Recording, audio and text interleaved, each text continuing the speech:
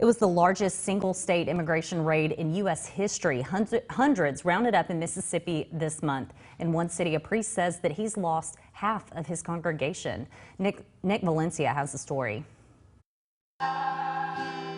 It's the start of Thursday Mass in Forest, Mississippi, and Father Roberto Mena is trying hard not to show it, but he is worried. Today, the pews are mostly empty. 2 weeks ago, ICE agents carried out one of the largest raids in American history, and they took as many as 150 people from his congregation. Every one of those left have been impacted by what happened. Father Mena tries to reassure his parishioners that they're going to be okay, though even he admits since the raids, most of his dreams have been nightmares. As Mass ends, parishioners are encouraged to pray to God out loud. This woman pleads to God for parents to be reunited with their children.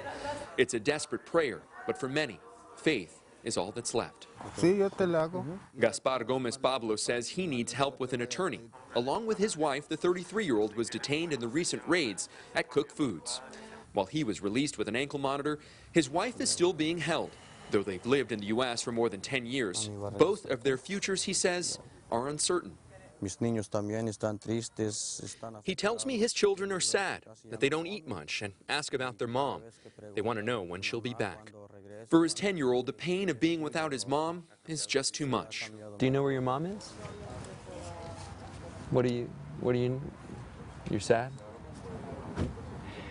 It's hard, huh?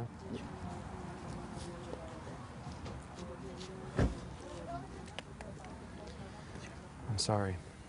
I see now the Hispanics are living the same kind of discrimination and racism that others faced in the past.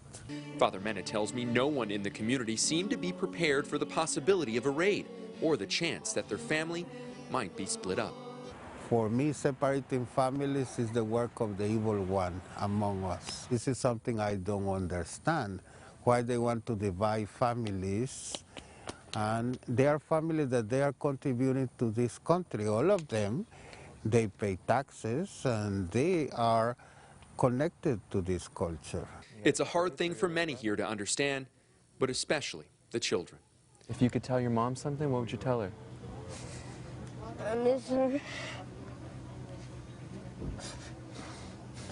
Of the 680 employees that were detained as a result of these raids, at least 70 have been charged with things that include illegal reentry into the United States, as well as falsifying documents. An ICE official I spoke to earlier said, for those wondering whether or not the owners of these companies that were raided would be charged as well, that decision will ultimately be left up to the U.S. Attorney's Office.